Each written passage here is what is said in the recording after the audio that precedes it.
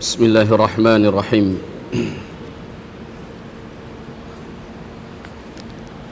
Assalamualaikum warahmatullahi wabarakatuh. Alhamdulillah, alhamdulillahi rabbil alamin, wal aqibatu lil muttaqin, wala udwana illa 'alal zalimin.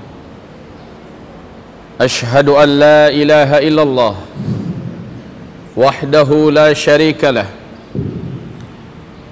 wa ashhadu anna Muhammadan 'abduhu wa rasuluh la nabiyya ba'dah. Qala Allah subhanahu wa ta'ala fi muhkami tanzilih ba'da al-'iyadhi billah minasy syaithanir rajim. Ya ayyuhalladzina amanu taqullaha haqqa tuqatih wa la tamutunna illa wa antum muslimun. Wa qala ya ayyuhan nas ittaqu rabbakumul ladzi khalaqakum min nafsin wahidah wa khalaqa minha zawjaha wa batha minhuma rijalan katsira wa nisaa wattaqullaha alladzi tasaaluna bihi wal arham inna allaha kana 'alaykum raqiba. Wa qala ya ayyuhalladzina amanu taqullaha wa qulu qawlan sadida yuslih lakum a'malakum wa yaghfir lakum dhunubakum wa man yuti'illaha wa rasulahu faqad faza fawzan 'azima. Allahumma arhamna bil Qur'ani wa sadaqallahu al-'azim. Wa qala an-nabi sallallahu alaihi wasallam fa inna asdaqal hadithi kitabullah wa khairal hadyi hadyu Muhammadin sallallahu alaihi wasallam wa syarral umur muhdatsatuha wa khairul umur wa syarral umuri muhdatsatuha wa kullu muhdatsatin bid'ah wa kullu bid'atin dhalalah wa kullu dhalalatin finnar. Amma ba'd. Ma'asyiral muslimin, pujian dan syukur kita kepada Allah Subhanahu wa taala atas segala nikmat hidup dan nikmat iman, dan semoga saja nikmat iman ini berkekalan sampai kita menghembuskan nafas terakhir kita nanti. Salawat dan salam untuk Rasulullah Muhammad sallallahu alaihi wasallam.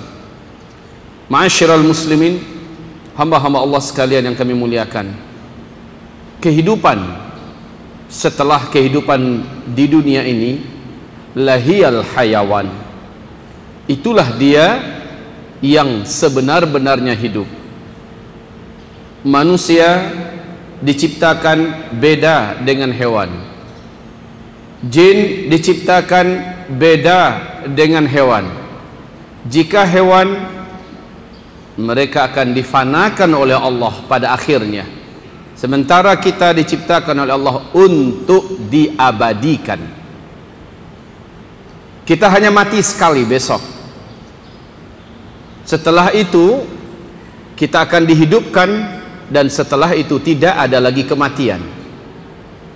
Khuludun, khuludun lal maut. Kekal, kekal, tidak ada kematian. Untuk itu kita diciptakan, untuk menjadi hidup, makhluk yang hidup kekal.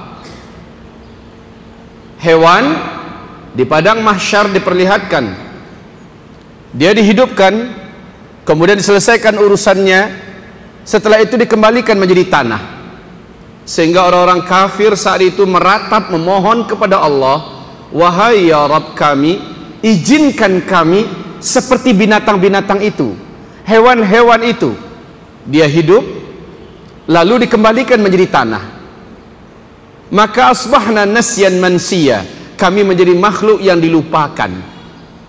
Tapi sayang, ratapan orang kafir ini tidak digubris dan tidak dipedulikan oleh Allah Subhanahu wa taala, karena setiap manusia dan jin akan dijadikan oleh Allah kekal.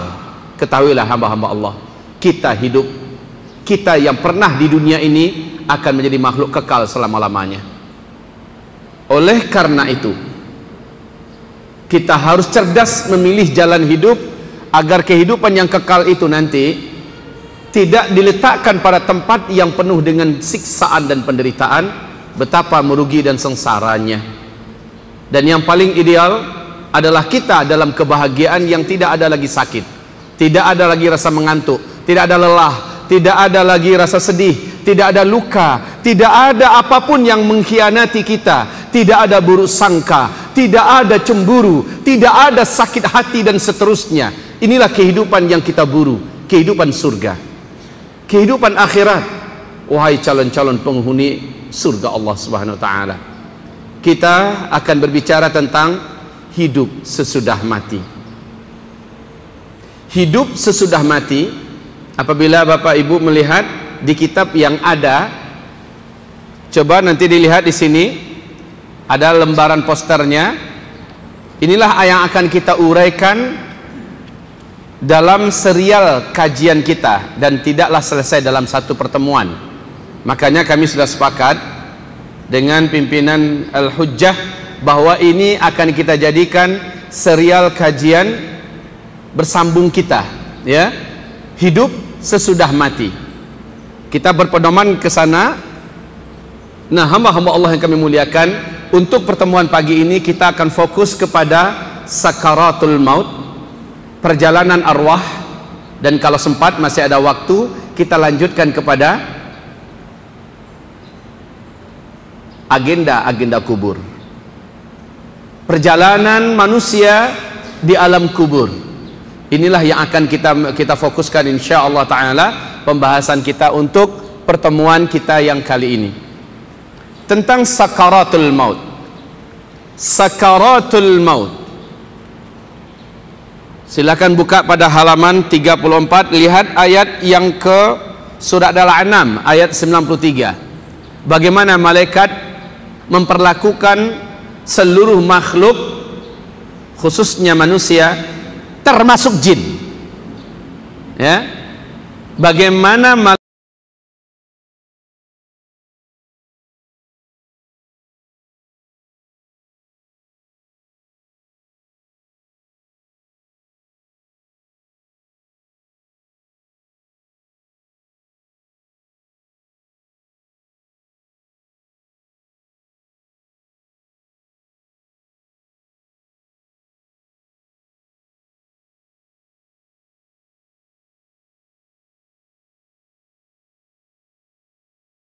الملائكة باسطوا أيديهم أخرجوا أنفسكم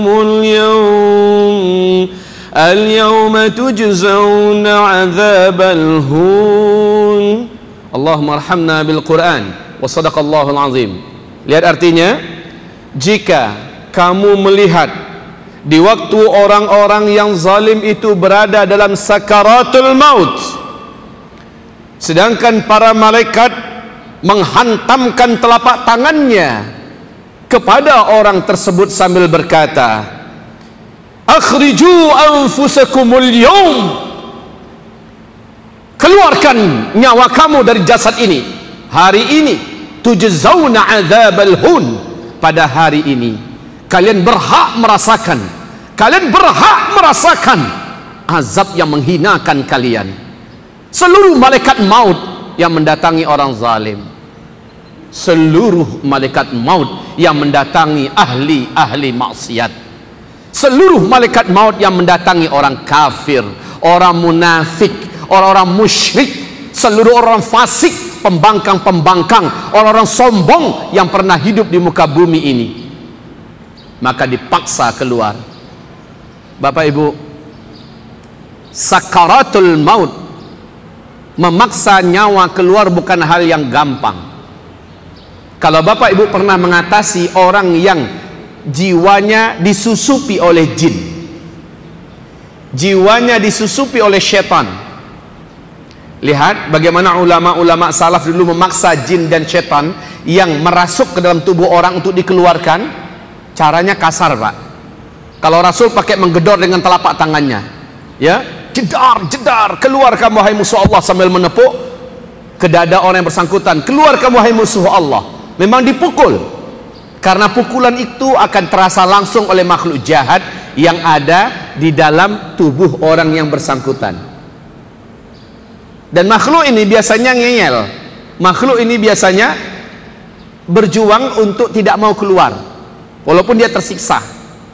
Lama kelamaan dia tidak akan mampu, lama kelamaan dia tidak akan sanggup bertahan, lalu akhirnya keluar.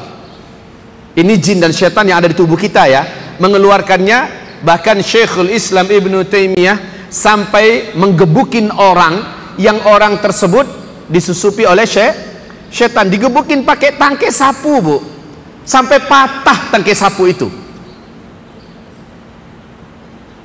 Begitu ngeyelnya syaitan, sulitnya disuruh keluar. Ruh kita, ruh orang yang zalim, ruh orang yang jahat juga tidak mau keluar, tidak senang atau tidak gampang dia mau keluar. Sebab apa? Tidak gampang dia mau keluar. Sebab apa? Nanti saya akan ceritakan tentang perjalanan ruh. Kenapa roh orang kafir sulit untuk keluar? Pada intinya dibantu oleh malaikat mengeluarkannya dengan cara dihantam dadanya, digebukin lambungnya, ditampar keningnya, benar-benar dipaksa agar orang ini keluar. Maksudnya ruhnya keluar dari jasadnya. Ibadallah, ma'asyiral muslimin, hamba-hamba Allah sekalian.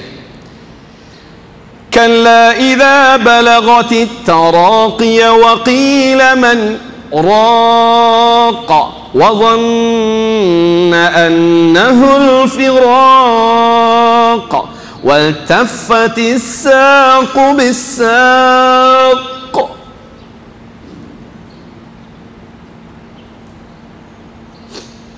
ila rabbika yawma idhinil masaq.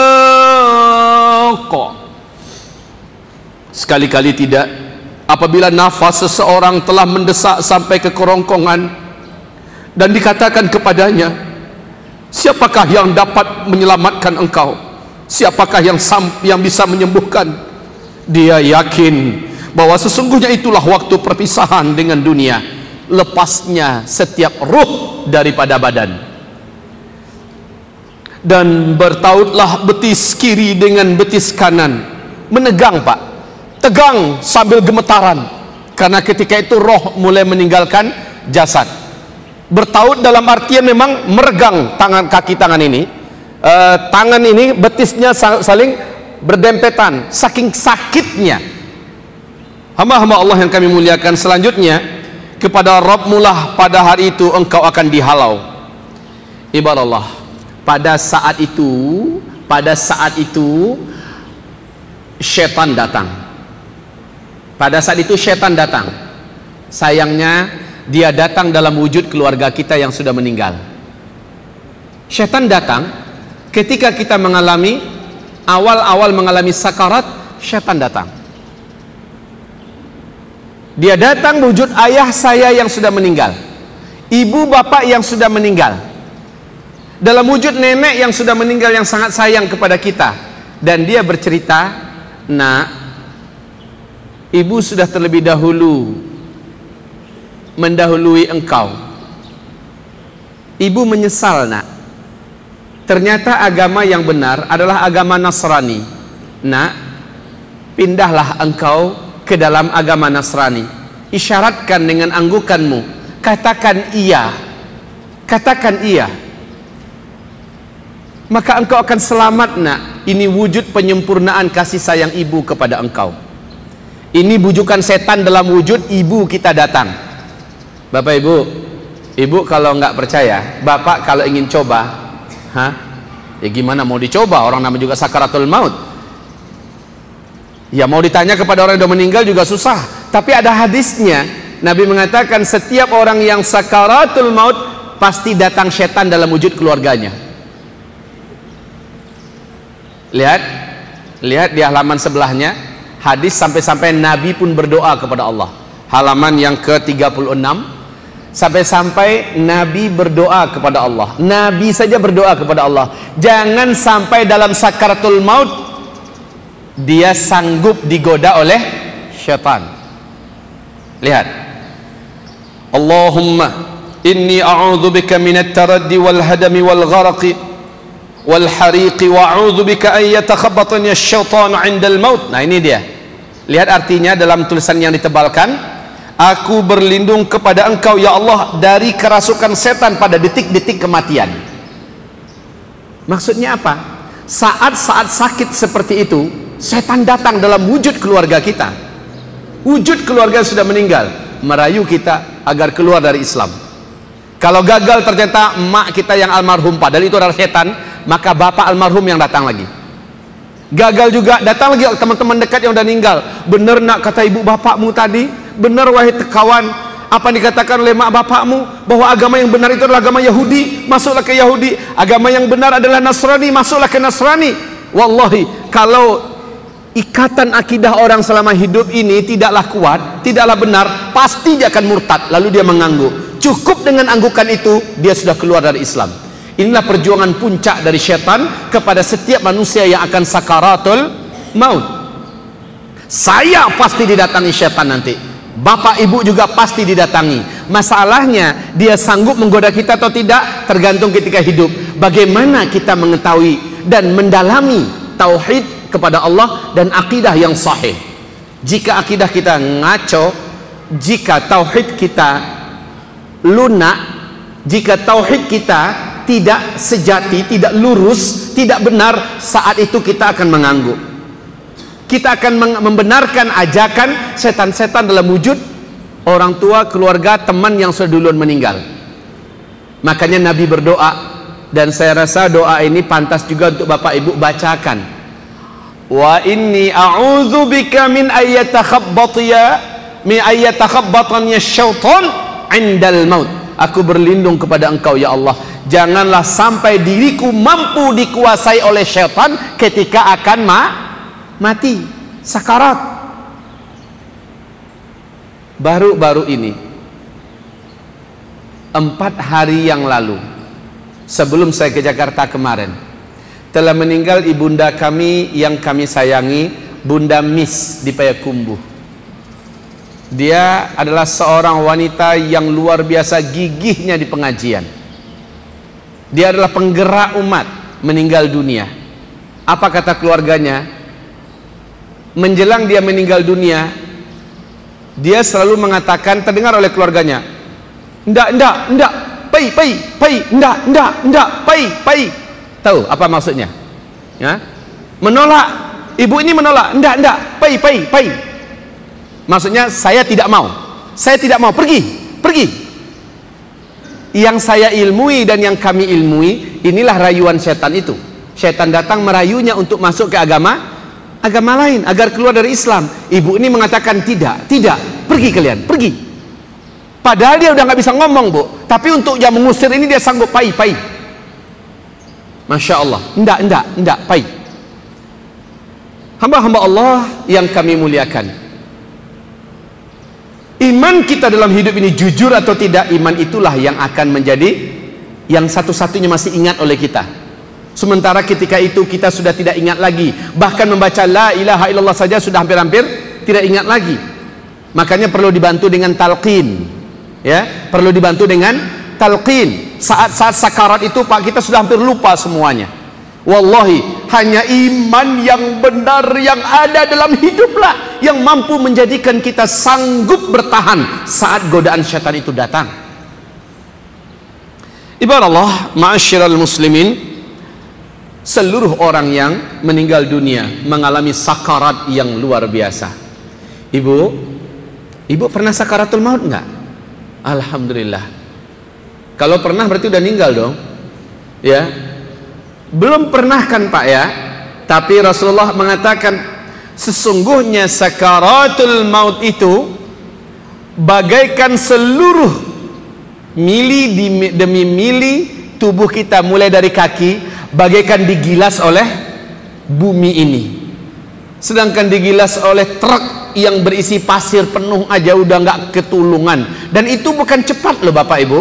Keluarnya ruh demi mili dari tubuh kita ini bukan cepat. Yang cepat itu hanyalah ruh orang yang beriman. Cepat dia keluarnya. Tapi orang kafir bisa berjam-jam. Orang zalim makin hebat kezalimannya, makin lama sakaratnya. Bahkan macam Ariel Sharon, berapa lama sakaratnya? Berapa lama sakaratnya? 6 tahun. Yang meruntuhkan khilafah Islamiyah Al-Uthmani, Mustafa Kemal Ataturk, ya, Mustafa Kemal Pasha. Berapa lama sakaratnya? Tahu berapa lama sakaratnya? Mengerikan sakaratnya. Orang-orang zalim yang dosanya berlapis-lapis seperti itu, Pak, sakaratnya lama dan dibiarkan oleh Allah tersiksa. Hamba-hamba Allah yang kami muliakan, sakarat ini la haula wala quwata illa billah. Jangankan kita orang biasa, Nabi Muhammad saja sampai didekatkan air di dekatnya, kemudian dia letakkan tangannya ke dalam air itu, lalu dia diusapkan ke wajahnya, kemudian dia berdoa, Allahumma hawwin alayya sakaratil maut. Ya Allah, ringankanlah. Nabi aja minta, Pak, ringankanlah sakaratul mautku, ringankanlah karena berat, sakit. Saking beratnya beliau pingsan. Saat terbangun, sakarat masih berlanjut. Rasul yang mulia sampai berdoa, Allahumma hawwin alayya sakaratil maut.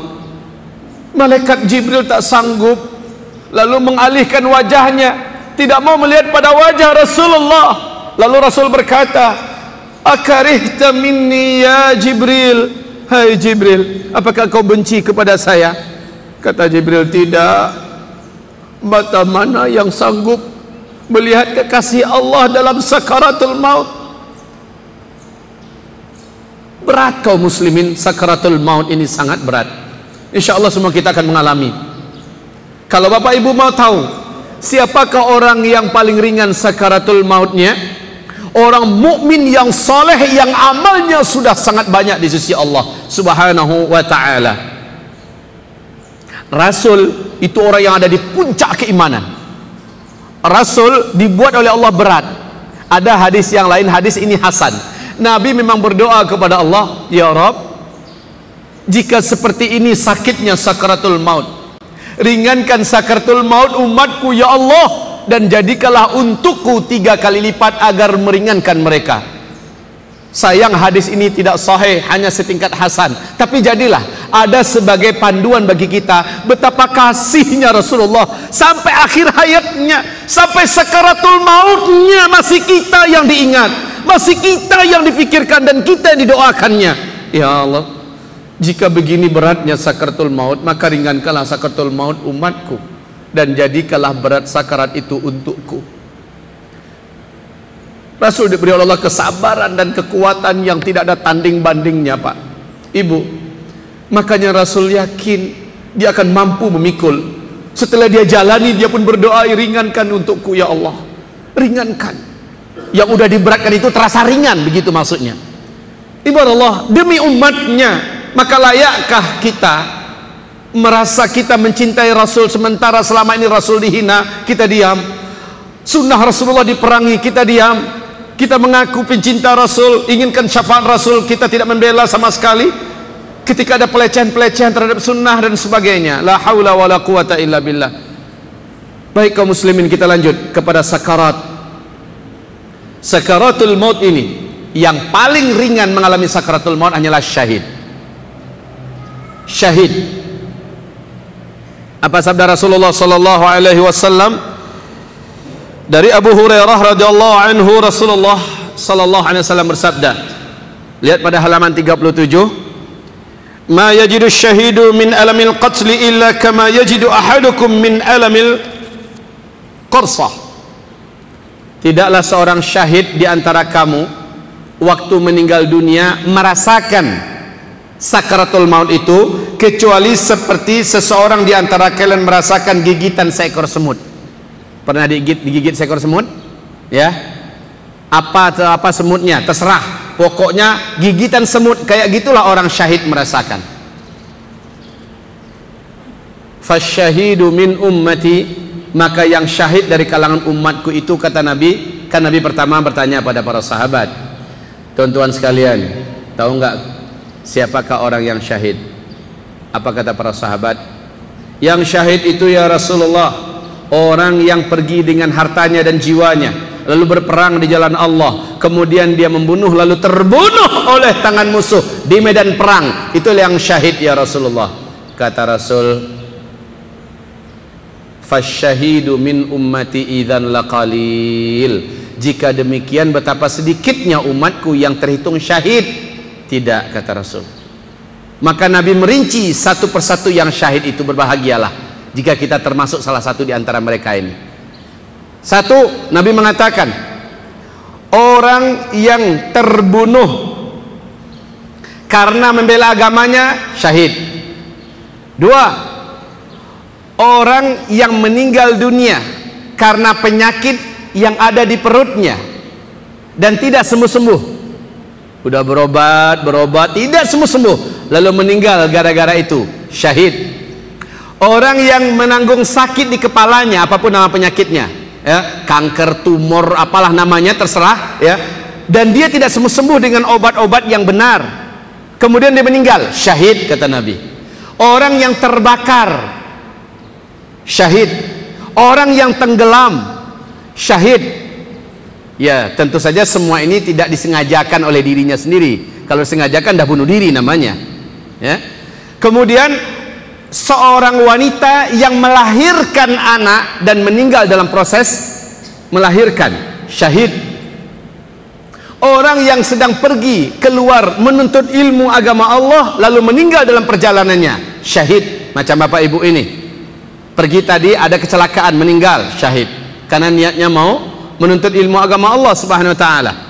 Kemudian kata Rasulullah, orang yang meninggal karena penyakit yang menular dan mati dia oleh penyakit tersebut, maka dia syahid. Kemudian kata Rasulullah berikutnya, orang yang meninggal dunia minal hadami, karena reruntuhan sesuatu yang menimpanya. Apakah karena ada tebing ketika bapak bawa mobil, bawa motor, tebing jatuh, ya, ada menggelinding dari atas, ketiban lalu meninggal dunia. Atau kita lewat di pinggir jalan yang di situ ada gedung lagi dibangun, jatuh paku satu kena kepala bapak, ya, meninggal dunia. Wah, Pak Ustadz, nggak mungkin paku satu bisa meninggal dunia, ya, satu ton maksudnya. Jatuh kena kita meninggal dunia. Orang yang kena bom, pesawat yang jatuh, kecelakaan lalu lintas, syahid. Mereka adalah para syuhada yang dimaksud oleh Rasulullah sallallahu alaihi wasallam. Hanya saja mereka-mereka ini tentu saja tidak berhak mendapatkan 6 keistimewaan syahidnya orang syahid di medan tempur, ya. Mereka ini istimewanya hanya kematiannya, sakaratnya ringan, gitu. Yang kedua, dia bebas dari azab kubur. Sementara proses yang dilakukan kepadanya berlaku secara umum, seperti yang lain-lain yang merasakan, dimandikan, dikapani, disolatkan, nanti di padang mahsyar dia menjalani hal-hal yang normal. Hanya nanti yang paling pertama dimasukkan surga adalah seluruh yang syahid-syahid ini. Awalu thalathatin min ummati yadkhuluna al-jannah. Yang paling pertama masuk ke dalam surga dari kalangan umatku ada 3 kelompok. Yang kelompok pertama adalah fasyahid, kata Nabi. Orang yang syahid. Bapak Ibu yang kami muliakan, selanjutnya untuk orang yang sakaratul maut sementara dia syahid, sakaratnya sangat ringan, maka Syekh Ahmad Yasin rahimahullah, masih ingat dengan nama ini Pak? Masih ingat dengan nama ini? Syekh Ahmad Yasin, pendiri intifadah di Palestina. Ketika beliau hidup, beliau berpesan seperti ini: nyawa di tubuh kita hanya 1 lembar dan dia pasti akan keluar. Pastikanlah ia keluar dengan semulia-mulia keadaan, dengan semahal-mahal harga, dan tidak ada kematian yang lebih mulia melebihi syahid. Ini kata beliau, tidak ada kematian yang lebih mulia melebihi syahid. Nah, kaum muslimin yang kami muliakan, kita sadar kita bukan pencinta perang, Dan Allah pun sudah mengakui fitrah manusia itu benci perang. Kutiba alaikumul qitalu wa huwa kurhul lakum. Diwajibkan bagi kamu perang, dan perang itu tidak kamu sukai. Allah telah mengatakan itu benar, kita tidak suka perang. Tapi kalau itu terbuka, peluangnya nanti terbuka, jangan lari.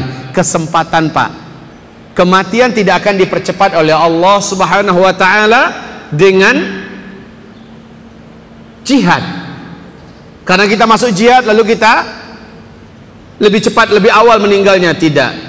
Kematian juga tidak akan ditunda oleh Allah kalau kita lari daripada medan jihad. Allah tidak akan mempercepat kematian karena jihad, dan juga tidak menunda karena lari dari jihad. Khalid bin Walid, di mana beliau meninggalnya? Di medan perang atau di mana? Beliau meninggalnya di atas dipan, tempat tidur. Sampai-sampai ratapannya waktu mau meninggal, tidak ada satu lembah pun yang di dalamnya ada perang, melainkan saya ada di dalamnya. Tidak ada satu bukit pun yang di dalamnya, di atasnya ada perang, melainkan saya ada di atasnya. Tidak ada satu kancah peperangan pun, melainkan saya ada di sana. Saya merindukan syahid, ternyata Allah memberikan kepada saya akhir hayat di atas dipan. Ini menandakan apa? Perang bukanlah asbab mempercepat kematian. Padahal Khalid ada selalu di tengah-tengah perang. Tidak ada satu mili pun dari tubuhnya melainkan ada bekas senjata tajam, bekas tombak, bekas panah. Masya Allah. Tetap saja saya berjumpa dengan seorang syekh berusia 94 tahun di Aceh. Selepas tsunami Aceh, saya berjumpa dengannya. Namanya Tengku Toha. Beliau adalah kaki tangannya Daud Bereh. Apa kata beliau? Saya panglima perang yang mendampingi Tengku Daud Bereh. Sejauh perjalanan saya dengan beliau, tidak ada medan perang yang tidak kami masuki. Tetapi ternyata sampai sekarang rindunya kami untuk mendapatkan syahid dari Allah belum dikabulkan. Namun sebenarnya mereka sudah mendapatkan rezeki itu dari Allah. Sebab apa? Sebab Rasulullah bersabda, siapa yang berniat untuk berperang di jalan Allah, siapa yang berniat lalu syahid di jalan Allah, ternyata Allah tidak memberikan jalan kepadanya, ternyata Allah tidak membukakan peluang untuknya, lalu dia mati di atas firashnya, di atas dipannya, mata fahuwa, dia mati, maka dia bimanzilati syuhada, nala manzilatas syuhada, dia sampai kepada tingkat para syuhada. Karena niat, Pak, niat. Tidak ada salahnya Bapak Ibu berniatlah dan bahkan berdoalah, ya Rabb, beri hamba rezeki syahid dengan caramu, beri hamba rezeki syahid dengan caramu.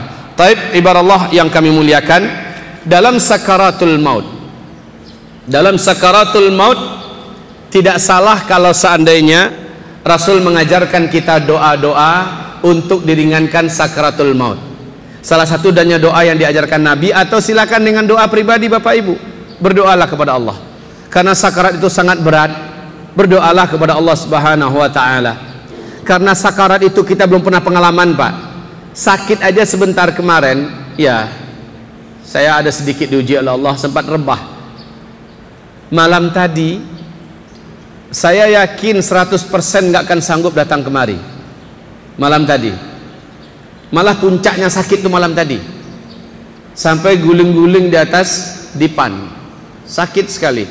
Subhanallah, kita hanya baca la ilaha illa anta subhanaka inni kuntu minal zalimin. Kemudian alhamdulillah dibantu oleh anak-anak saya, anak-anak bergantian meruqyah saya di samping saya, istri juga meruqyah. Kemudian mereka minumkan saya madu, kemudian habatus sauda cukup banyak. Lalu perut ini menolak, berusaha untuk muntah. Saya tahan terus, dan saya niatkan semua bacaan itu untuk diri saya, semua ini untuk meracuni penyakit yang ada, dan seterusnya. Saya sudah yakin hari ini tak akan bisa datang. Subhanallah kaum muslimin, itu baru sedikit sakitnya, sudah seperti itu, Pak. Bagaimana sakaratul maut? Ketika Allah menyebutkan bagaimana malaikat itu sangat kejam. Malaikat maut itu adalah malaikat yang tidak pernah diberikan oleh Allah dan diciptakan untuk dirinya senyum. Nggak ngerti senyum malaikat maut itu, Bapak Ibu.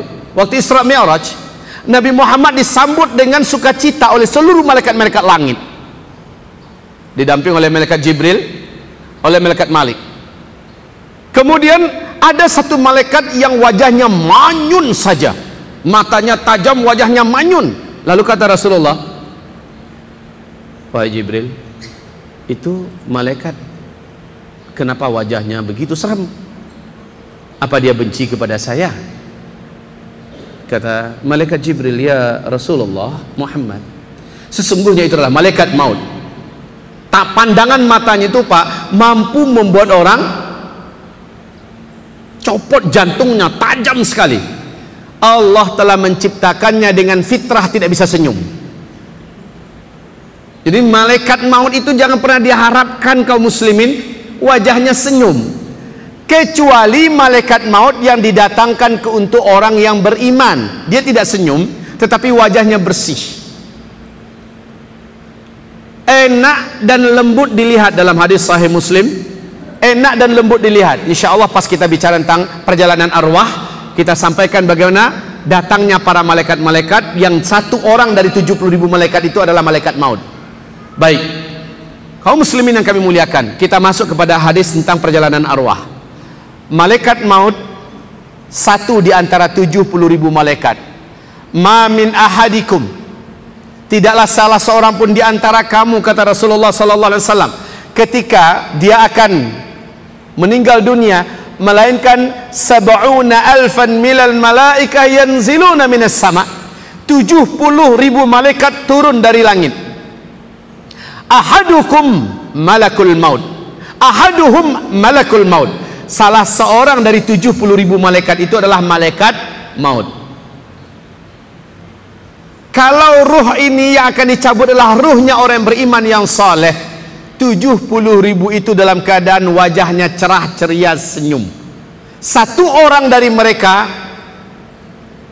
keluar dari yang 70.000 itu, lalu dia duduk tepat di atas yang akan meninggal ini.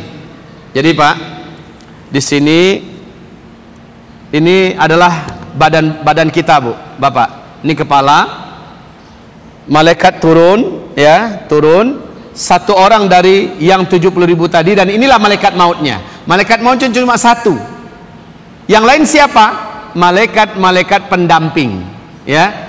Sampai di sini duduk, malaikat mautnya duduk di sini.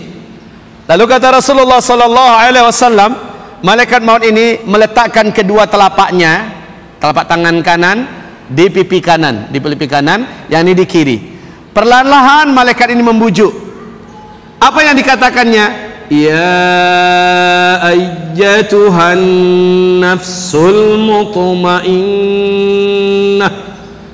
irji'i ila rabbiki radiyatan mardiyah, fadkhuli fi ibadi wadkhuli jannati. Artinya, wahai jiwa yang baik, hai jiwa yang tenang, keluarlah engkau. Dibujuk oleh malaikat maut. Beda nanti perlakuan malaikat maut memperlakukan jiwa dari seorang kafir, jiwa dari seorang zalim, ahli maksiat. Kalau yang ini perlahan-lahan keluarlah. Di waktu yang sama, kata Rasulullah, Allah perlihatkan dengan izin Allah pemandangan surga, dan di situ ada tempatnya. Subhanallah, terbuka tirai gaib. Hanya dia seorang yang mampu melihat pemandangan itu. Terbuka tirai gaib.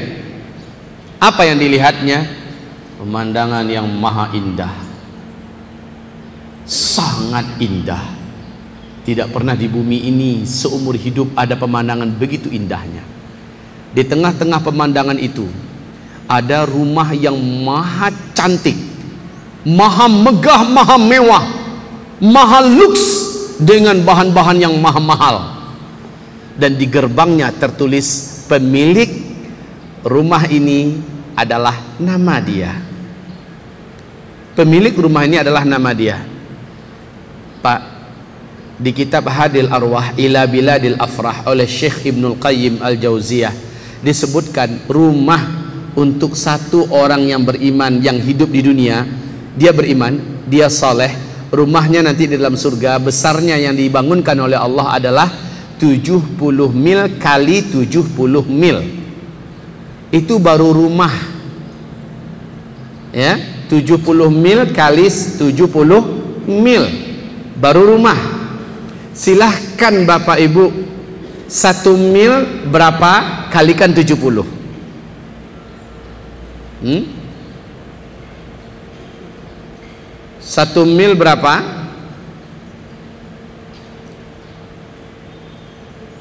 Dah cepat aja, 1,5 kilo. 1 mil itu 1,5 kilo. Sekarang kalikan 70. Kalikan 70, silakan. 105 kilometer. 105 kilometer. Berarti 105 kilometer ke sana, 105 kilometer ke sana. Itu nanti bukan tanah, Pak, tapi baru bangunan. Baru bangunan. Sementara di halamannya, ya Allah ya Rabb, dikumpulkan semua tempat-tempat yang paling terindah yang ada di bumi ini, nggak ada apa-apanya. 1 berbanding 70. Yang di luarnya, bangunan itu sendiri, Masya Allah. Kalau dekorasi orang yang paling hebat di dunia ini, kalau interiornya, eksteriornya udah paling mahal sekalipun, 1 berbanding 70 dengan yang ada, yang diperlihatkan oleh Allah untuk orang beriman yang akan meninggal ini. Dan dia melihat di pintu gerbangnya tertulis bahwa owner, pemilik daripada gedung ini, rumah ini, istana ini adalah dia. Masya Allah, ketika itu ruhnya macam ingin loncat, Pak, keluar dari itu tubuh. Akhirnya mudah malaikat maut menggiring roh ini keluar. Sebab apa? Karena roh itu sendiri sudah ingin keluar untuk mendapatkan tempat itu. Paham? Paham, Bu? Roh ini sendiri yang sudah ingin keluar. Beda nanti dengan roh orang zalim, roh orang kafir, dia akan bertahan di tubuh ini. Sementara ini enggak. Dia akan keluar dengan suka hati. Maka mudahlah malaikat mengeluarkannya. Itu pun masih terasa sakit. Kaum muslimin, hamba-hamba Allah yang kami muliakan, cuma pemandangan surga itu menjadikan rasa sakit yang begitu dahsyat sangat berkurang. Bu, ibu dengar cerita Nabi Yusuf ya, bagaimana Nabi Yusuf ketika dilihatkan kepada kaum ibu-ibu, kaum konglomerat dan haiset yang ada di Mesir, ya, faqatta'na aydiyahunna, mereka sayat-sayat daging di telapak tangannya, sementara mata mereka tidak mau keluar, tidak mau dipejamkan, saking ruginya melewatkan momen yang begini mahal. Yusuf lewat, semuanya terpukau dan terpana, ya. Buah yang tadi mereka buka, ini Al-Quran yang menceritakan. Al-Quran, bukan dongeng. Bukan. Jadi ketika Nabi Yusuf lewat, hasya lillah, ma hadza min bashar, inna hadza illa malakun karim. Ini bukan orang, ini pasti malaikat yang mulia. Faqatta'na aydiyahunna, demikian firman Allah dalam Al-Quran. Lalu mereka menyayat-nyayat sampai lepas-lepas daging telapak tangan mereka ini, berserakan di bawah, darah nggak terasa. Yusuf jalan sana, Yusuf balik, ya, mereka masih entah apa yang disayatnya, pokoknya nggak mau sepejam pun mata, nggak terasa tuh sakitnya, sayatan, kayak terkena hipnotis. Masya Allah.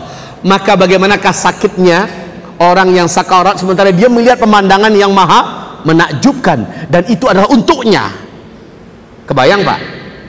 Kebayang bagaimana inginnya roh ini untuk cepat keluar. Kebayang bagaimana rindunya roh ini meninggalkan kehidupan yang palsu yang selama ini telah banyak yang menyakitkannya. Orang-orang yang mengkhianatinya, orang-orang yang menzaliminya, banyak lagi beban ini, beban itu. Sementara di sana, apa yang dia kaji, apa yang dia ilmui, sudah menanti. Ini tempatnya. Dan dia sadar dia sedang sakarat. Makanya dia ingin cepat meninggalkan tempat ini. Kita nanti Bapak Ibu, mudah-mudahan itu adalah kita. Amin. Aminkan, amin. Mudah-mudahan itu adalah kita. Amin ya Rabb, amin ya Rabb, amin ya Rabb. Ibarat ma'asyiral muslimin. Selanjutnya kata Rasulullah sallallahu alaihi wasallam, saat ruh ini sudah keluar. Jadi saat ruh ini sudah keluar, malaikat yang tadi 70.000 sigap kerjanya, Pak. Tangkas cepat. Segera mereka mandikan dengan air khusus yang dibawa dari langit. Ruh itu dimandikan, iya. Dengan air apa? Air yang dibawa dari langit. Dari surga mana? Bukan urusan kita. Pokoknya Nabi mengatakan malaikat ini memandikan roh orang beriman yang baru saja keluar ini. Kemudian dikapani dengan kain lembut yang sangat wangi yang sudah dibawa oleh mereka sekalian. Setelah itu dimandikan. Ternyata ruh pun dikafani. Jangan salah-salah loh ya. Ruh pun dimandikan, dikafani. Ustadz, ruh kan hidup. Iya hidup, tapi diperlakukan begitu. Yang mati adalah si jasad. Yang ketika itu jasad, mata yang tadinya masih utuh tapi udah nggak bisa melihat apa-apa. Telinga yang masih oke, udah nggak bisa dengar apa-apa. Jari yang biasanya kenceng banget nulis di jet ini udah nggak mampu ngapa-ngapain lagi. Ya, semuanya sudah berakhir. Tapi yang ruh diperlakukan, kemudian dibawa beriring-iring menuju ke langit. Konvoi malaikat menuju ke langit. Pas mendatangi gerbang pintu langit dunia, malaikat penunggu gerbang langit dunia, ingat ya, langit dunia ada satu lapis di mana Rasulullah pernah melaksanakan sholat berjamaah di situ waktu Isra Mi'raj. Di stop. Alangkah wanginya ruh yang kalian bawa ini, alangkah harumnya. Siapakah dia? Beritahukan kepada kami. Maka malaikat yang mengiringi ini menceritakan, dia adalah fulan bin fulan, hamba Allah yang beriman, ahli tauhid. Dia adalah hamba Allah berakhlak mulia. Dia adalah hamba Allah yang dermawan dan suka bersedekah. Dia adalah hamba Allah yang sangat taat kepada Allah. Dia adalah hamba Allah yang benci dengan dosa maksiat. Dia adalah hamba Allah yang bla bla bla bla bla bla. Diceritakan oleh para malaikat ini kebaikan-kebaikannya. Lalu apa kata para malaikat penjaga gerbang langit dunia? Kalau begitu dipersilakan masuk dengan satu syarat, izinkan dia di stop dulu, kami ingin ikut menyolatkannya. Masya Allah, Masya Allah. Setelah dia masuk, seluruh malaikat lapisan langit dunia ikut menyolatkannya. Ibu tahu nggak berapa jumlah malaikat lapis langit dunia? Bapak tahu nggak berapa jumlahnya? Nggak tahu kan? Karena nggak ada hadis yang menceritakan berapa jumlahnya. Yang penting Bapak Ibu tahu 100 orang saja orang yang beriman menyolatkan satu orang muslim yang meninggal, dijamin dia lepas dari azab kubur. Lah malaikat itu hamba Allah nggak yang beriman? Hamba Allah. Yang menyolatkan kita aja yang udah turun ke bumi udah 70.000. Masya Allah. Iya kan? Belum lagi lapisan langit dunia yang pertama. Selesai, dibawa lagi iring-iringan ke lapis langit dunia yang kedua. Kejadian sama terulang di lapis langit kedua, di gerbang pintu lapis langit kedua. Di stop juga. Kemudian setelah diketahui, mereka minta izin untuk ikut menyolatkan. Masya Allah. Masya Allah. Ya, kaum muslimin yang kami muliakan, terus lapis ke langit ketiga sampai ke lapis langit yang ketujuh. Roh ini akhirnya ditahan. Ditahan dalam artian apa?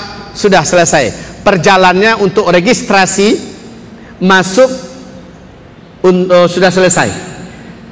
Allah Subhanahu wa taala berfirman, kembalikan hambaku ke bumi. Aku telah menerimanya, aku telah mengakuinya. Kembalikan ia ke bumi. Maka secepat-cepatnya malaikat membawa kembali ke bumi roh orang yang beriman tadi. Nah, itulah rahasia kenapa Nabi menganjurkan agar jenazah orang yang meninggal dunia segera diselenggarakan. Ya, sebab apa? Hendaknya ketika urusan malaikat dengan roh kita ada selesai, ketika dia turun, dia sudah dapati jasad kita sudah mau dimasukkan ke liang lahat. Harusnya begitu. Makanya disuruh untuk disegerakan kaum muslimin. Nah saat itu roh ini mampu melihat jasadnya sedang dibawa kemana. Hanya jasadnya seorang yang dia lihat. Ketika jasad itu dimasukkan ke liang lahat, liang lahat pun ditutup dengan papannya. Liang lahat yang benar itu seperti ini Bapak Ibu. Sementara yang selama ini sudah dibuat oleh kebanyakan orang itu gaya Kristen, ya.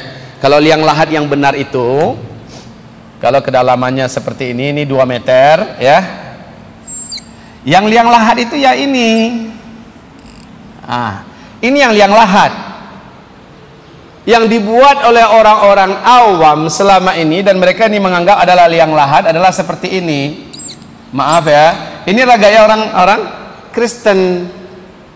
Ini bukan orang Islam yang punya. Orang Islam punya lahat itu adalah ini. Lahat itu artinya lahat.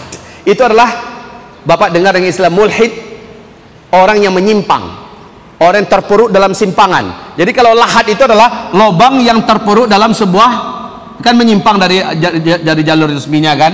Ini yang lahat. Paham? Agar kita mengetahui seperti apa sebenarnya yang lahat. Oke. Saat dimasukkan jenazah ini ke dalam lahat, lalu diisi papan, beri batas papan. Setelah itu dia ditimbun, lalu dipadat-padati. Saat orang yang di atas sudah meninggalkan kuburan, orang yang paling terakhir di langkah ketujuhnya, yang di sini sudah dimasukkan ruhnya kembali, sehingga telinganya mampu mendengar kembali bunyi telapak kaki orang yang terakhir pergi itu. Saat itu Bapak Ibu yang kami muliakan, kalaulah dia orang zalim, orang jahat, dia akan berkata, tolong jangan tinggalkan saya, jangan biarkan saya sendirian, tolong. Tapi saat itu apapun yang berkaitan dengan kemampuannya sudah dicabut oleh Allah, kecuali hanya bisa mendengar. Baik Bapak Ibu yang kami muliakan, Allah kembalikan ruhnya. Mulailah dia melihat ada 2 pasang mata yang berapi dalam kegelapan. Mendekatlah 2 pasang mata itu, ternyata 2 malaikat yang disebut dengan Munkar dan Nakir. Malaikat ini bertanya kepadanya, dan ini pertanyaan yang tidak bisa jawabannya dipersiapkan sekarang. Kita udah tahu, percuma saja nanti ditulis di kertas, nanti jawabannya lalu perintahkan keluarga kita masukkan kertasnya ke dalam kuburan ya, siapkan senter kecil. Enggak. Pertanyaan malaikat ini udah dikasih tahu duluan, tapi yang mampu menjawab adalah realita hidup orang ini selama ini di dunia seperti itu enggak. Kalau iya, maka dengan itu dia mampu menjawab. Pertanyaan malaikat simple. Ma rabbuk? Ini. Pertanyaan ini mampu melepaskan jantung dari tempat gantungannya, mampu memecahkan gendang telinga.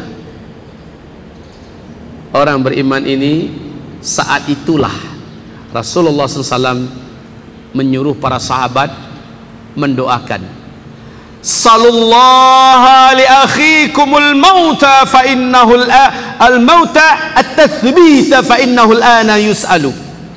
Doakan kepada Allah untuk saudara kalian yang baru saja kalian kuburkan, karena sekarang dia sedang ditanyai oleh malaikat Munkar dan Nakir.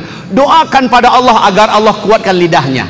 Nah, saat itu orang yang beriman ini, berkat imannya, berkat amal solehnya, dia mampu menjawab. Dalam ketakutan yang dahsyat, ternyata dia mampu menjawab. Yang membuat dia mampu adalah Allah yang menolongnya. Sesuai dengan janji Allah, yuthabbitullahu alladhina amanu bil qawli tsabit fil hayatid dunya wal akhirah. Allah mengokohkan lidah orang-orang yang beriman di kehidupan dunia ini dengan perkataan yang kokoh, dan juga di kehidupan akhirat. Maka ketika dia masuk ke alam kubur, pada hakikatnya seluruh orang berarti sudah masuk ke alam akhirat. Allah kokohkan sehingga ketika ditanya, "Ma rabbuk?" Siapa Rabbmu? Orang beriman ini menjawab, Rabbi Allah. Rabbku adalah Allah. Rabbku adalah Allah. Dia yang menciptakanku, Dia yang memberikan aku kehidupan dan rezeki, dan dialah pemilik diriku, dan aku akan kembali kepadanya. Itulah yang kuyakini. Dialah yang kusembah dalam hidupku. Ditanyakan kepadanya, wa ma dinuk, apa agamamu? Simple, Pak. Kalau orang yang betul-betul bertauhid, beriman, berakidah, dia akan menjawab, dini al-Islam, agamaku adalah Islam. Kemudian ditanyakan pertanyaan ketiga, wa madza taqulu an hadzal rajul, apa yang akan engkau komentari, apa yang akan engkau katakan tentang lelaki ini? Rasulullah bersabda, dua malaikat mungkar dan nakir ini benar-benar tidak ada bentuk sedikit pun wajah ramahnya, tegang, kaku, keras, penuh dengan amarah dan keangkar-murkaan. Pada wajahnya benar-benar nampak betul kekejaman. Ya, ketika ditanya apa yang engkau komentari tentang lelaki ini, yang dimaksud adalah Nabi Muhammad SAW. Orang beriman menjawab, innahu Muhammadun Rasulullah sallallahu alaihi wasallam. Dia adalah Muhammad, utusan Allah. Ternyata dalam hidup memang Nabi Muhammad lah yang menjadi idolanya. Nabi Muhammad lah yang menjadi panutan dan panduan hidupnya. Nabi Muhammad lah teladannya. Makanya dia lancar menjawab. Sama dengan tadi, Pak, orang yang betul-betul baginya agama Islam ini segala-galanya, di atas pekerjaan, di atas urusan apapun, Islam nomor satu, maka orang ini lancar jawab dini al-Islam. Ya, diberi kelancaran karena realitanya dalam hidup dia benar-benar telah seperti itu, makanya dia gampang menjawab nanti. Baik, setelah itu kata Rasulullah, Allah pun mengizinkan dua malaikat ini memperlihat, kau lihat ke sebelah kirimu. Maka roh ini melihat ke sebelah kirinya. Ya, jasad ini yang sudah ada roh di dalamnya melihat ke sebelah kiri. Maaf Bapak Ibu, sekalipun dia masih di liang lahat dan baru saja, suasana yang dilihat nanti bukan lagi terasa di liang lahat, sudah dilebarkan oleh Allah, tetapi sudah ini masuk ruang wilayah gaib. Ya, makanya dilihat, ternyata terbukalah gerbang pintu neraka, dan di situ ada satu kandang atau sel penyiksaan yang sangat lengkap siksaannya, dan di sel itu tertulis nama dia. Tertulis nama dia. Namamu siapa saudaraku? Hah? Fikri. Fikri lengkapnya? Oke, Fikri saja. Fikri. Fikri melihat, ternyata di situ ada namamu, Fikri. Zulkifli. Zulkifli. Melihat, maka gemetaranlah sekujur tubuh orang yang beriman ini, ketakutan karena merasa dirinya akan diseret ke sana. Lalu dua malaikat ini berkata, ada satu yang saya tertinggal tadi. Setelah dia berhasil menjawab, terdengarlah seruan dari langit, aku telah membenarkan, aku telah mengakui hambaku ini. Artinya memang benar, di kehidupannya di dunia memang sudah seperti itu dia. Makanya telah dibenarkan oleh Allah dia, dan diakui oleh Allah. Makanya dibukakan untuknya pintu neraka, dan di situ ada namanya. Lalu kata malaikat, kau jangan takut. Kalaulah engkau tidak membenarkan Rasul Allah, kalaulah engkau tidak mengikuti Islam, kalaulah tidak engkau menyerahkan diri dalam hidup kepada Allah, tunduk kepada Allah, maka sudah pasti tempat yang telah tersedia atas namamu ini di neraka engkau akan menghuninya. Dan karena ketaatanmu kepada Allah, karena keimananmu, karena ketundukanmu, tempat ini telah disegel untukmu selama-lamanya. Engkau tidak akan pernah menghuninya lagi. Hilang langsung ketakutan tadi. Alhamdulillah, selama. Kemudian lihat sebelah kananmu, hamba Allah yang beriman yang di dalam lahat ini melihat ke sebelah kanannya. Apa yang dia lihat? Dibukakan pintu gerbang yang penuh dengan wewangian, aroma yang sangat indah, pemandangan di dalamnya yang Masya Allah persis seperti yang dia lihat waktu dia akan sakaratul maut. Dia lihat kembali, kemudian dibentangkan permadani yang tidak pernah ada permadani itu di dunia ini. Terbentang menuju ke sana. Dia pun ingin bergegas ke situ, ditahan oleh malaikat. Mau kemana boy? Situ.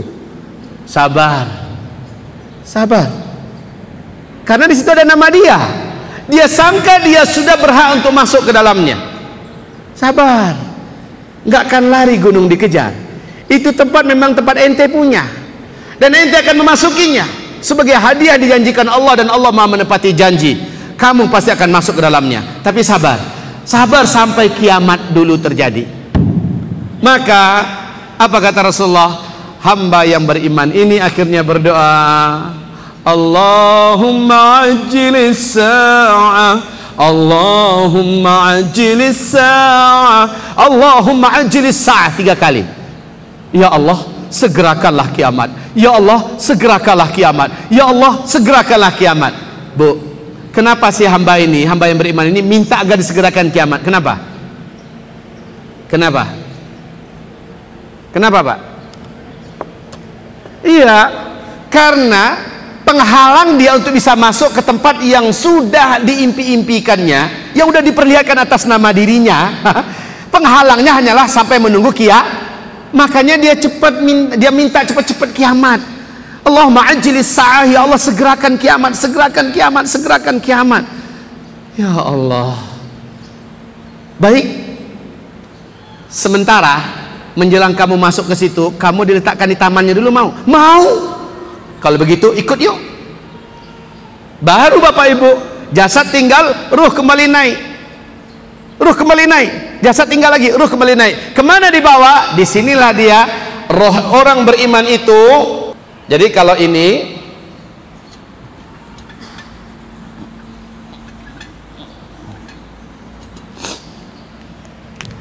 gerbang kematian, ya, sakaratul maut, gerbang kematian.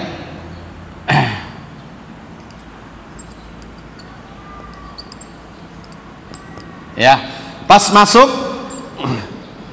setelah melalui proses tadi, roh akan terbagi 2. Orang beriman, rohnya naik ke atas. Sementara orang kafir CS, termasuk orang zalim, orang munafik, orang fasik, ahli maksiat yang suka berbuat dosa dan sebagainya, maka rohnya akan sampai ke bawah. Di atas ini disebut dengan al-mala'ul a'la. Al-mala'ul a'la. Al-mala'ul a'la, atau digelari juga dengan a'la illiyin. A'la illiyin. Ya. Baik kaum muslimin, di mana posisinya ini? Ini adalah raudhatun min riyadil jannah. Pernah dengar hadis ini enggak? Raudhatun min riyadil jannah. Satu taman di antara taman-taman surga. Di sini diletakkan raudhatun min riyadil jannah. Ya.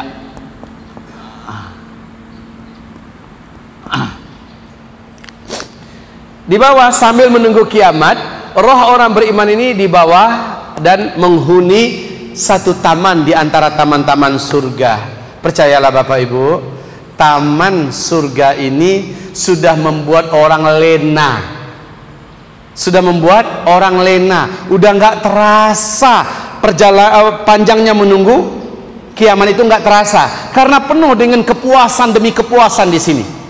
Kenyamanan demi kenyamanan, taman. Ingat Pak, setelah orang meninggal dunia, orang beriman ketika itu selamat tinggal penderitaan, selamat tinggal kezaliman, selamat tinggal kelelahan, selamat tinggal beban dan beban, selamat tinggal kesedihan. Allah berfirman dalam Al-Quran, apabila orang ini sudah meninggal dunia, tatanazzalu alaihimul malaikah alla khaufun alaihim walahum yahzanun. Malaikat turun, nyawa dicabut. Sejak hari itu la khaufun alaihim, nggak ada yang perlu ditakutkan lagi. Walahum yahzanun, nggak ada juga yang perlu disedihkan. Nggak ada lagi yang ditakutkan. Kalau dunia ini takut, Pak, macam-macam ketakutan itu muncul. Takut bangkrut, takut miskin, takut ditinggalkan suami, takut tinggalkan istri, takut dikhianati anak, takut ini, takut itu, banyak banget yang ditakuti, ya. Takut nanti Indonesia ini kacau, jadi apa nanti ibu kota Jakarta, takut nanti banjir besar, takutnya terlalu banyak dalam kehidupan ini, ya. Saat itu sudah dibuang semuanya. Ketika kita menembus kehidupan berikutnya, semua ketakutan itu sudah nggak ada. Walahum yahzanun, dan tidak pula ada yang patut mereka sedihkan. Ibu pikir ibu akan sedih ya? Aduh, anakku gimana? Ibu akan mikir anak lagi nanti setelah ibu di liang lahat. Enggak, Bu. Enggak akan kepikir. Maaf nih, kalau seandainya ibu dapat berita bahwa ternyata anak bapak, Pak, ternyata anak bapak, semoga ini tidak terjadi, anak bapak ternyata menjadi bandar narkoba. Umpama, dari mana bapak dapat informasi bahwa anak bapak jadi bandar narkoba? Bapak kan sudah di taman surga. Orang yang meninggal dunia nyusul belakangan. Orang yang meninggal dunia nyusul belakangan, ketemu dengan bapak. Saat ketemu, saling berbicara. Kamu tetangga saya? Iya. Kapan meninggalnya? Udah 2 minggu yang lalu. Ahlan wa sahlan, selamat ya kamu sampai di sini. Karena yang sampai di Mala'ul A'la berarti dia adalah orang yang selamat. Lalu saling bercerita dan bernostalgia. Nah, pertanyaan, kata Rasulullah, orang yang sudah meninggal duluan bertanya kepada yang baru saja meninggal, bagaimana kamu dapati anak saya ketika kamu masih hidup? Oh, anak kamu yang si fulanah telah menikah. Oh ya, dengan siapa? Dengan seorang lelaki yang soleh, punya penghasilan oke, dan dia juga orang yang berakhlak mulia. Alhamdulillah. Terus anak saya yang sanu gimana? Loh, nggak tahu ya? Enggak, dia kan udah meninggal. Anak saya udah meninggal. Kapan? Setahun setelah bapak meninggal. Masa? Kok nggak ada di sini? Lah, masalahnya anak bapak meninggal bunuh diri. Loh. Oh, ya sudah, rasakan sendirilah. Nggak ada kesedihan, Bu. Rasakan sendirilah. Ketika masih bersama saya memang dia keras kepala. Dia memang suka meremehkan agama Allah, menelantarkan sholat. Ya, saat itu nggak ada sedih. Ibu jangan pikir ibu akan sedih lagi ya. Sedih itu cuma sebatas di dunia. Ingat loh, Bu. Sedih itu hanya sebatas di dunia. Ketika ibu sudah menembus ke kehidupan ini dalam keadaan iman, dalam keadaan bertauhid, insya Allah nggak ada kesedihan. Kecuali orang meninggalkan dunia dalam keadaan sedih, meninggalkan dunia dalam keadaan sedih dengan cara membunuh diri, maka dia akan terus dalam kesedihan yang berlapis-lapis, tak akan pernah selesai. Baik kaum muslimin yang kami muliakan, selanjutnya roh orang kafir, roh orang zalim, roh pendurhaka mak, pendurhaka bapak, pemakan riba, pezina kesana kemari, roh para koruptor, roh para pencandu narkoba, barang-barang haram, roh orang-orang yang sering mempermainkan sholat, roh orang-orang yang masih suka menggunjing kesana kemari, menghibah kesana kemari, mengadu domba kesana kemari. Roh orang-orang macam ini, Pak, lihat nanti di kitab, nasib para pengadu domba. Rohnya para pengadu domba, rohnya para penggunjing kesana kemari, rohnya para pemakan riba, rohnya para pezina. Lihat bagaimana Rasulullah menceritakan. Insya Allah nanti akan kita terangkan dalam episode tentang peristiwa-peristiwa alam kubur, ya. Sekarang kita fokus tentang perjalanan roh. Kita lihat kaum muslimin yang kami muliakan, saat orang kafir akan meninggal dunia, malaikat turun, jumlahnya sama, 70.000 malaikat. Tapi kata Rasulullah, malaikat yang datang ini tidak satu pun dari mereka yang berwajah bagus. Wajahnya rusak dan betul-betul sangat, dari matanya tegang, nampak betul kebuasan, nampak betul kebencian, ya, wajah benci kepada yang akan didatang itu nampak betul. 70.000 malaikat datang dalam bentuk sorotan mata yang sangat tajam penuh kebencian. Bibir yang sedikit pun tidak ada kesenyum, ya senyum tidak ada. Sementara mukanya rusak. Malaikat ini turun. Kaum muslimin yang kami muliakan, ketika itu si orang zalim, orang fasik, orang munafik ini mulai merasakan ketakutan. Siapa nih? Kenapa begini banyak? Mau ngapain mereka? Mau ngapain mereka? Kaum muslimin turun. Selesai turun, langsung satu orang yang paling garang wajahnya, yang paling kejam bentuknya, keluar dari tengah-tengah mereka dan langsung sampai di kepala orang yang zalim ini, memasukkan langsung jarinya ke dalam mulut. Coba Pak, dalam hadis Nabi mengatakan malaikat ini langsung masukkan jarinya ke dalam mulut, ya. Setelah itu mulai disentak. Keluar kamu hai musuh Allah. Ukhruji ayyatuhan nafsul khabithah. Keluarlah kamu wahai jiwa yang kotor, jiwa yang menjijikkan. Wahai jiwa yang menjijikkan, keluar. Saat itulah dihantam dadanya, dihantam lambungnya, dihantam punggungnya, dan ditepuk kepalanya agar mengeluarkan roh ini. Pak, Bapak pernah nggak ngelihat atau ngerasain gimana dicakar kucing sementara kucingnya nggak mau melepaskan cakarannya? Sakit Pak? Sakit. Sekarang coba bawa kucingnya ke lantai 5. Bapak dengan tangan yang tidak usah pakai sarung tangan, ya, bawa kucingnya ke lantai 5. Kemudian lepaskan tuh kucing, ya. Yang terjadi gimana kira-kira? Kuku kucing itu kan segera masuk ke daging Bapak, betul tidak? Setelah itu Bapak paksakan juga melepaskannya ke bawah. Apa yang terjadi? Di bawahnya nggak daging Bapak? Pasti Pak, di bawahnya daging Bapak. Sakit lah, itu baru sekedar kuku kucing. Yang kucing itu takut mau dilepaskan.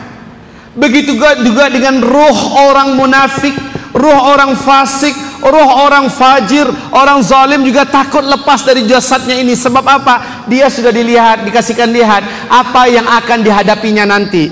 Pemandangan neraka yang di dalamnya ada sel penyiksaan. Di gerbang sel itu adalah atas nama dia Zulkifli. Siapa tadi? Fikri. Sama.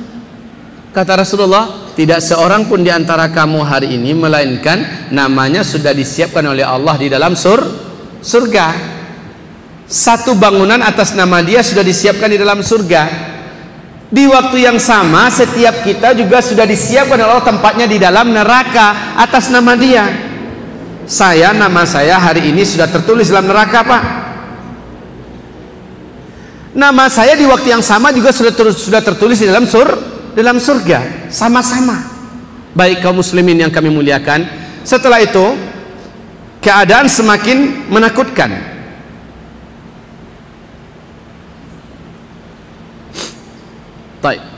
Keadaan semakin menakutkan. Setelah dikasari satu persatu mau melepaskan cengkeramannya, ditarik terus oleh malaikat dengan siksaan yang teramat sangat berat. Inilah dia kemuncak dari sakit. Bapak Ibu pernah melihat bagaimana orang yang sakarat? Siapa di antara Bapak Ibu yang pernah melihat orang zalim sakarat? Ada nggak yang pernah? Coba. Ada yang pernah dekat nggak orang zalim yang sakarat? Bapak Ibu, orang zalim yang sakarat itu menjijikkan. Saya baru satu kali dekat dengan orang zalim yang anti sholat, mempermainkan syariat, mati. Baru satu kali saya merasakan seumur hidup. Menjijikkan.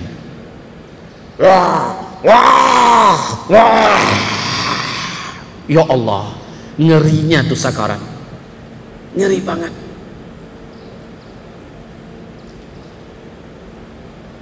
Badannya tegang-tegang, ya. Sementara dadanya melengkung seperti ini, kepalanya di bawah, kebayang Pak, ya. Ya, kemudian kakinya seperti betul-betul tersiksa. Masya Allah. Nah kaum muslimin, akhirnya keluarlah roh ini. Setelah keluar roh tersebut langsung dibelasah oleh 70.000 malaikat. Nggak pakai dimandiin, nggak pakai dimandiin, langsung dibungkus dengan kain kasar yang sangat busuk. Setelah itu diseret seperti nyeret bangkai yang nggak pantas menuju ke lapisan langit dunia yang pertama. Setelah itu di stop oleh malaikat. Alangkah busuknya yang kalian bawa ini, siapa? Maka dia jawab, fulan bin fulan, ahli zina.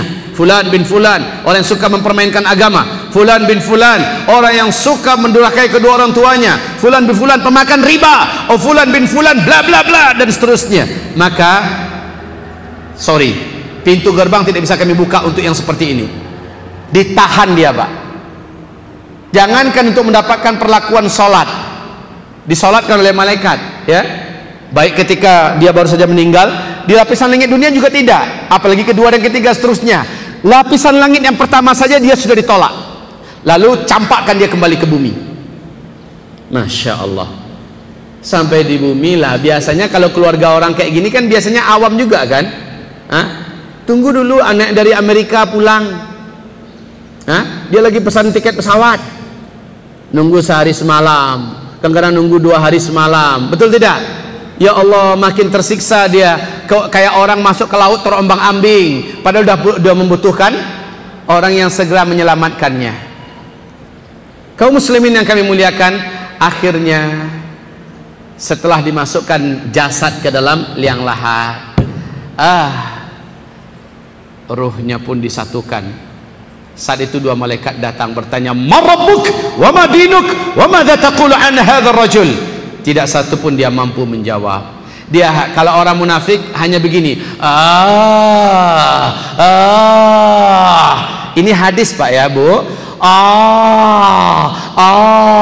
hanya itu yang keluar dari mulutnya. Dia tidak mampu menjawab. Tetapi ketika ditanya, apakah pendapat engkau tentang laki-laki ini? Kalau orang munafik jawabnya begini, qala an-nas annahu kadza fa aqulu mithla ma yaqulun. Orang berkata dia itu adalah begini, saya katakan juga seperti itu. Hanya itu dia mampu jawab. Kemudian datang suara dari langit, ya. Allah Subhanahu wa taala mengutuk dan mencelanya dan berikan kepadanya jatah yang telah dijanjikan untuknya. Maka kaum muslimin, hamba-hamba Allah, lihat ke sebelah kanan. Nah, kalau ini orang kafir, orang zalim, sebelah kanan dulu disuruh lihat. Ketika dia lihat surga ada namanya, ingin loncat Pak, ingin lari. Ditanya malaikat, mau kemana? Situ katanya. Seharusnya itu yang telah dibuatkan oleh Allah, yang harusnya kamu isi.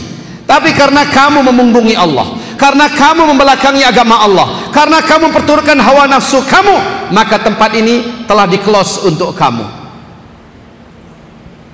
Dia pun mulai lemas. Lihat ke sebelah kiri kamu. Setelah diperlihatkan, yang terlihat adalah pemandangan neraka, ada namanya seperti yang dia lihat waktu dia akan sakarat. Maka ketakutannya makin jadi-jadi. Lalu apa kata malaikat? Jangan cemas, kamu baru akan masuk ke sana dan merasakan segala fasilitasnya yang ada di dalam setelah kiamat. Disitulah dia berdoa, Allahumma ajjilis sa'ah, Allahumma ajjilis sa'ah, Allahumma ajjilis sa'ah.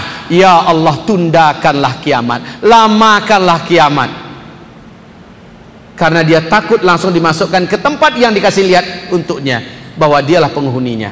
Terakhir Bapak Ibu, akhirnya orang ini diseret ke bawah.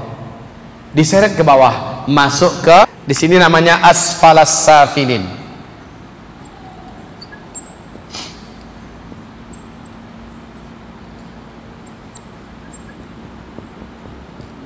Asfalas safilin.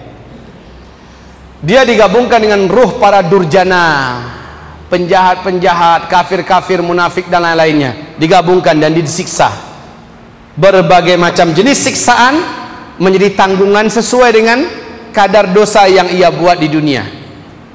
La haula wala quwata illa billah. Sampai kapan? Sampai kiamat, sambil nunggu kiamat disiksa. Bil ghuduwi wal asal, dia disiksa pagi dan petang hari. Dia disiksa pagi dan petang hari. Kaum muslimin yang kami muliakan, Saya pernah cerita kepada Bapak Ibu, kalau nggak salah masih di Masjid At-Taqwa ketika itu ya. Saya pernah cerita, dan cerita ini bermula dari wafatnya tetangga saya. Saya yang selenggarakan, memandikan, mengapani, lalu ikut menyolatkan. Ketika dikuburkan, lihat, ini musola, ya, ini tempat pekuburan, ini jalan, ini juga jalan. Nah ini sawah, ya, ini sawah. Bapak Ibu, setelah dia disolatkan, dia pun dibawa kemari. Kuburannya tuh di sini, ya, kuburannya di sini. Kemudian waktu dimasukkan ke liang lahat, mau dimasukkan ke liang lahat, dari sela-sela kaki kami kan, saya posisi saya berdiri sini, ini banyak nih keluarganya mengelilingi sini kan. Nah dari sela-sela kaki kami menyelinap satu ekor ular yang berwarna hitam. Ularnya besar, kira-kira sepegelangan tangan saya, panjangnya mungkin ada 3 meteran. Ular itu datang di sela-sela kaki kami. Bapak Ibu tahu kalau ular ngelihat orang, satu orang saja dia lari, betul nggak? Kalau ini enggak, malah kaki kami dia berjalan tanpa rasa takut. Kemana dia mengarah? Ke arah kuburan ini. Lalu dia langsung masukkan tubuhnya, menjatuhkan tubuhnya ke dalam lubang. Orang waktu dia lewat, ular langsung menjerit-jerit, ya. Gimana nggak menjerit? Ularnya hitam gede lagi. Apalagi ular hitam itu ular tanah umpamanya, kan sangat berbisa, Pak. Ya kan? Ini enggak. Dia tanpa takut tuh ular menuju ke arah kuburan, langsung menjatuhkan dirinya ke dalam. Jenazah yang sudah hampir diletakkan, ular begitu besar masuk, otomatis 3 orang yang di dalam itu yang memasukkan ini main lempar aja langsung ke dalam, ya, nggak sempat lagi diatur segala macamnya, lempar. Aneh Pak Ibu, nggak siapa yang diganggu oleh ular itu, tapi ular itu langsung masuk ke liang lahat tadi, ya, langsung masuk ke liang lahat tadi. Masya Allah, standby di situ, kayak mau ngapain, kayak kami juga nggak tahu, langsung masuk itu standby, dikasih papan langsung naik, orang ini naik ke atas, langsung dikubur. Anaknya pada nangis, istrinya nangis melihat kejadian itu. Kaum muslimin yang kami muliakan, sorenya datang adiknya mengantarkan amplop ke saya. Untuk apa? Saya bilang, karena Ustadz telah mampu membantu menyelenggarakan jenazah abang saya. Berikan pada anaknya, anaknya lebih berhak. Ini adalah kewajiban saya sebagai tetangga kepada tetangga, muslim kepada muslim. Lalu apa kata adiknya ini? Abang saya meninggal dalam keadaan mencandu minum-minuman keras. Jadi udah lama meninggalkan sholat dan mencandu miras. Oh begitu ya, pantesan waktu saya mandiin, nggak usah saya cerita deh, waktu saya mandiin pokoknya nek saya ngeliatnya Pak. Baik, waktu di kapani juga baik. Esoknya lah, ini dia puncak cerita kita. Esoknya datang tetangga saya. Jadi rumah saya itu di sini. Ini kira-kira 300 meter lagi ke sana. Nah, ini rumahnya dia. Ini ada gang lagi. Ini rumah saya. Nah, ini rumah tetangga saya yang satu lagi. Nah, tetangga saya ini dia membuat tempe dan tahu toge, ya, dijual ke pasar di sini. Pulangnya dengan bendi. Tahu bendi, Pak? Bendi tahu? Delman yang pakai kuda, ya. Biasanya dia berangkat tuh 3:30 subuh, udah berangkat ke pasar. Pulangnya jam 9, jam 10. Ingat ya, bil ghuduwi wal asal, di waktu pagi dan petang disiksa. Pas lewat sini, kudanya langsung ngamuk. Kuda delman itu langsung mengamuk. Saking kuatnya amukan kuda itu hampir meloncat ke sawah, ya. Untung sopir delman ini segera loncat dan dilarikannya kuda itu menjauh. Apa kata si sopir delman ini? Kuda melihat antu. Manyu mencari antu mah. Masa antu di waktu duha? Baik kaum muslimin, selanjutnya Sampai di rumah, dia langsung gedor pintu rumah saya. Dia langsung gedor. Jam 10-an saya ingat dia ngedor pintu rumah saya. Pak Ustadz, Assalamualaikum Pak Ustadz. Kenapa? Pucat sekali wajahnya. Beliau mengatakan, di muka kuburan itu kuda yang saya tunggangi ngamuk. Ya, Delman saya tunggangi ngamuk. Kata si sopir Delman, dia ngelihat hantu. Saya katakan, pertama, nggak ada hantu. Yang kedua, kejadian seperti ini terjadi di zaman Nabi. Nabi sedang menunggangi unta bersama para sahabat. Nabi lihat kuburan. Ternyata unta Nabi langsung mengamuk, ya. Bukan mengamuk sebenarnya, tapi ketakutan. Ketakutan. Nabi segera turun, lalu untanya ditambat agak jauh. Lalu Nabi berkata, kalian tahu ini kuburan siapa? Maka kata sahabat, saya tahu ya Rasulullah, ini kuburan Fulan bin Fulan dari kabilah Anu. Kalau yang ini kuburan Fulan bin Fulan dari kabilah Anu. Haha, kata Nabi, ketahuilah oleh kalian, mereka berdua sekarang ini sedang diazab. Ingat ya, di hadis yang lain Nabi mengatakan, orang yang diazab di alam kubur, selain jin dan manusia dapat mendengarkan jeritan siksaan mereka. Demi Allah, kata Nabi, kalau aku doakan kepada Allah agar kamu mampu mendengarnya, pasti kamu akan pingsan kalau nggak mati. Saking mengerikan jeritan orang-orang yang disiksa, bagaikan pakai mic, Pak, ya. Wah, macam-macam jenis siksaannya. Kaum muslimin yang kami muliakan, seandainya diizinkan oleh Allah Nabi mendoakan, kita nggak akan tenang hidup nih. Sebentar kaget, ya. Kalau nggak mati pingsan paling tidak, kata Nabi, saking hebatnya. Lah, onta, kuda, ini termasuk binatang yang juga mendengar. Baik kaum muslimin, lalu saya katakan, ya sebenarnya satu kampung ini tahu kok yang meninggal ini memang pencandu. Ya, udah lama meninggalkan sholat dan udah lama cekek botol, mati dalam keadaan seperti itu. Man laqiyallah wa huwa mudminul khamri laqiyallaha wa huwa alaihi ghadban. Siapa yang meninggal berjumpa dengan Allah sementara dia masih mencandu khamar, mencandu barang-barang haram itu, dia berjumpa dengan Allah sementara Allah murka kepadanya, Allah marah kepadanya. Baik Bapak Ibu yang kami muliakan, nah inilah dia tentang sakaratul maut dan perjalanan roh. Dia disiksa. Apa model siksaannya? Kenapa dia harus disiksa? Ya, semuanya akan menjadi pertemuan, menjadi kajian kita dalam pertemuan berikutnya biiznillahi ta'ala, sampai ketika kita membicarakan tentang padang mahsyar sesuai yang ada di sini. Coba Ibu lihat kembali. Jadi urutan kita baru sekarang selesai alam kubur. Besok ini pertemuan kita khusus alam kubur, ya. Pembahasan kita berikutnya adalah alam kubur. Karena kitab sudah ada di tangan, tolong diawali dulu dengan membacanya. Insya Allah bahasanya mudah, ya, dalil-dalilnya jelas dan terang. Kemudian enak kalau diskusinya juga banyak hal-hal yang mungkin perlu dijelaskan tambahan. Insya Allah bisa didiskusikan. Demikian dari kita sampai saat ini. Silahkan kalau ada tanya jawab, kita akan memberikan jawaban terhadap pertanyaan-pertanyaan yang Bapak Ibu ajukan. Silahkan. Oh, sebentar. Sini ada yang masuk. Assalamualaikum warahmatullahi wabarakatuh. Ustaz, bisa tolong dijelaskan kembali posisi jenazah di liang lahat?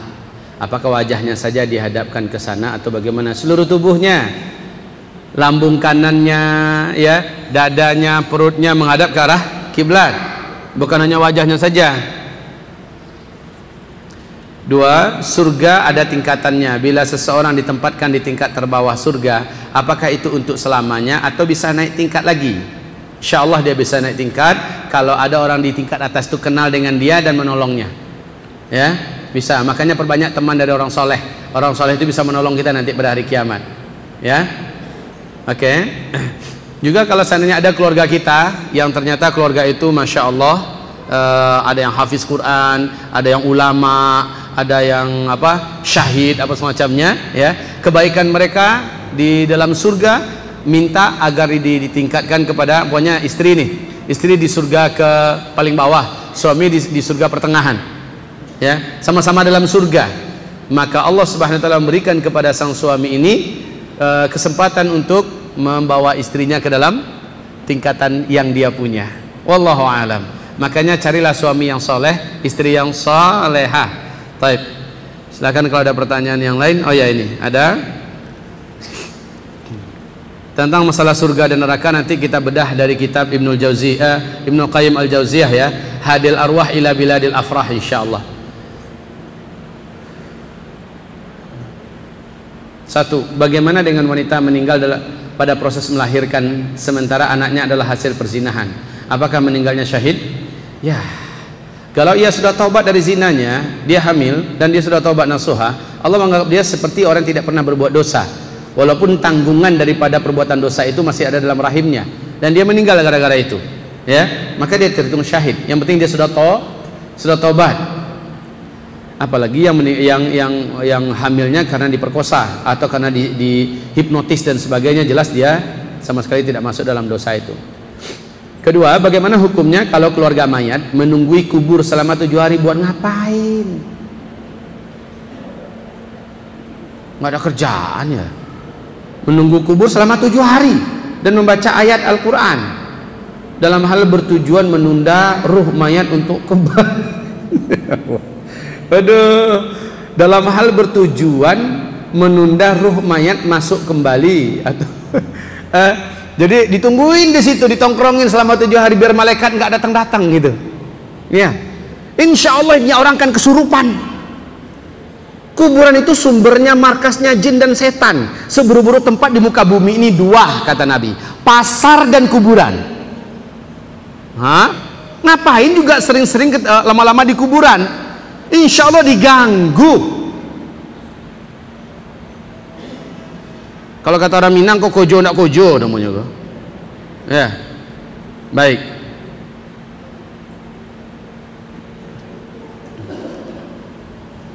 Selanjutnya, Ustadz, bagaimana orang yang mati karena bunuh diri karena ia gangguan jiwa? Kalau memang ia sudah tidak menguasai dirinya lagi, dia tidak tahu siapa dirinya, dan dia melakukan bunuh diri itu bukan karena keinginan dirinya, tapi sudah dikuasai oleh makhluk lain, lalu dia mati, dia terhitung syahid. Ingat ya, kalau memang bukan dirinya lagi. Orang gila aja nggak mau bunuh diri, betul nggak? Orang gila aja nggak mau bunuh diri. Belum pernah kedengaran orang gila gantung diri, nggak ada. Biasanya Bapak Ibu bunuh diri itu dalam keadaan sadar, karena dia yang milih. Tapi ada kasus di mana orang memang tidak mampu. Ini salah satu bentuk, ada 50 uraian positif orang ini kena gangguan jin dan setan. Salah satunya adalah dia tidak mampu mengendalikan dirinya sendiri. Pokoknya tiba-tiba tangannya ngambil pisau dan ingin menghantam dirinya. Dia sudah berusaha menolak dengan tangan yang lain, tapi ini kuat sekali, ya. Akhirnya tembus dan dia meninggal. Dia terhitung syahid. Sebab apa dihitung syahid? Karena dia dibunuh oleh musuh Allah. Musuh Allah lah yang menggerakkan tangan itu dan dia tak mampu menguasainya. Jadi biasanya bunuh diri adalah proses di mana orang itu memilih. Kalau namanya juga bunuh diri, dia mengakhiri sendiri hidupnya, dia memilih. Jarang terjadi itu orang bunuh diri. Sekali lagi, kecuali bila ia sepenuhnya dikuasai oleh syaitan dan dia tak kuasa lagi melawan dirinya, maka ketika itulah menguasai dirinya, ketika itulah dia dianggap syahid karena dia sudah dibunuh oleh musuh Allah. Paham? Silakan, ada pertanyaan yang lain.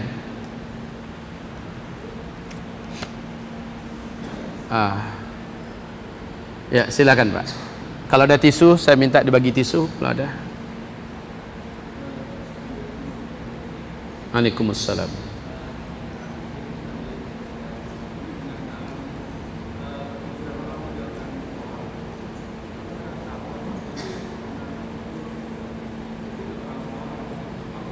Oh, bagus Pak pertanyaannya. Jadi dia udah lama meninggalkan sholat, lalu dia meninggal dunia karena sakit perut. Bagus pertanyaannya. Yang syahid tadi loh, syahid kan, dia tenggelam, nggak bunuh diri sih, memang tenggelam, kapalnya yang karam apa segala macam lah ya. Sementara dia selama hidupnya fasik. Apakah dia syahid? Enggak. Tergantung pada amalan apa yang dia amalkan semasa hidupnya. Tergantung. Kalau selama hidupnya dia adalah orang soleh dan taat, itu bonus dari Allah, syahid untuk dia.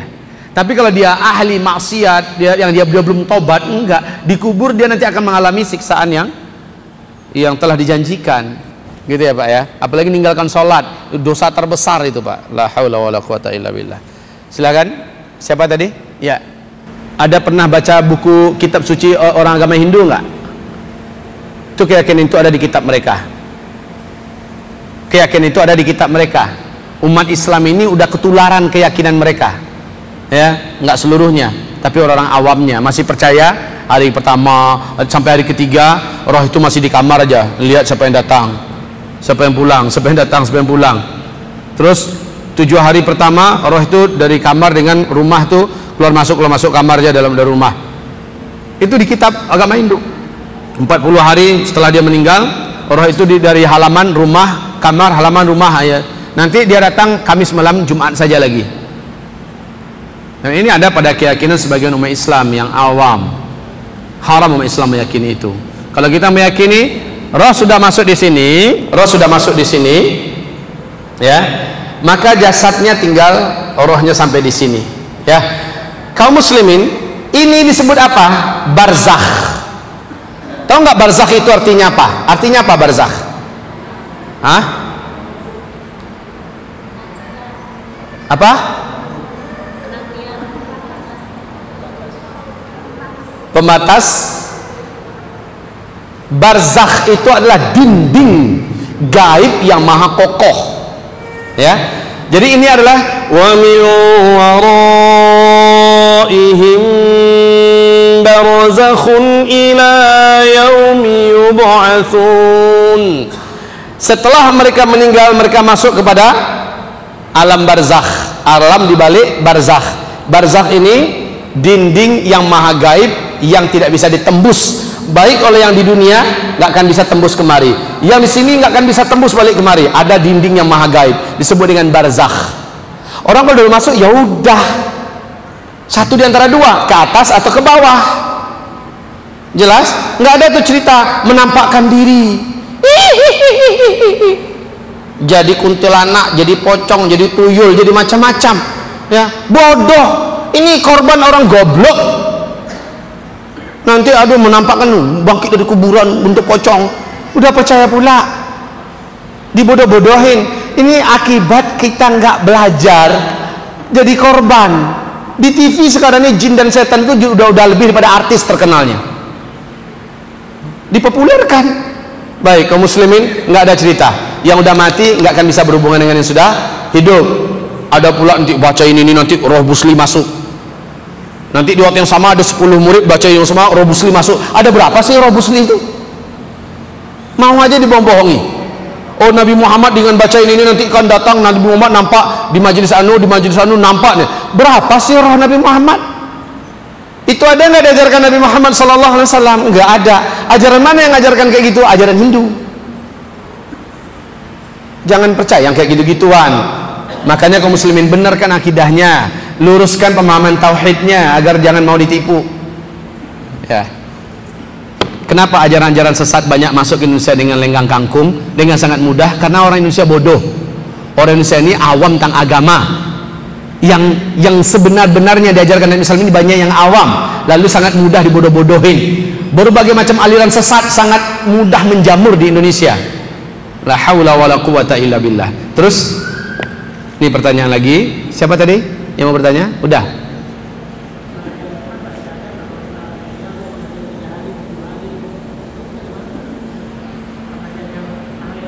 Oh, saya bab itu nggak mau saya jawab. Apaan ya? Assalamualaikum warahmatullahi wabarakatuh. Pak Ustadz, bagaimana kalau orang Islam yang meninggal tapi dia tidak taat beribadahnya? Saya pernah mendengar bahwa orang Islam pasti akan masuk surga akhirnya setelah disiksa dulu di neraka. Apa betul Pak Ustadz? Tidak semua orang Islam. Tolong dengarkan ceramah saya waktu kita di masjid apa? Masjid apa? Itu udah masuk YouTube itu. Pembahasan saya tentang 3 tingkatan umat Nabi dalam beragama. Coba lihat, dibuka di YouTube, ya. Saya menjelaskan 3 tingkatan umat Nabi dalam beragama. Buka di YouTube. seluruhnya masuk surga umat Nabi ini, tapi ada yang masuk surga tanpa hisab, ada yang masuk surga dengan dihisab, ada yang masuk surga lama setelah mengalami banyak siksaan, ya, dinerakakan dulu segala macamnya, baru terakhir masuk surga. Jadi siapa orangnya tolong merujuk kembali, dengarkan ceramah saya di sana, insyaallah ya. Silakan kalau ada yang lain. Pas setengah 12. Ya.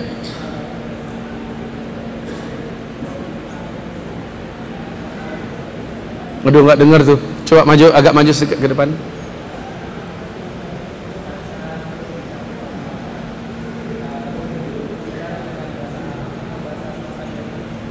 Oh, begitu. Kaum muslimin, pada hari itu sudah berlaku hal-hal yang selama ini di luar daripada kemampuan kita. Kita diberi pemahaman oleh Allah Subhanahu wa taala sehingga kita mampu memahami bahasa malaikat kepada kita.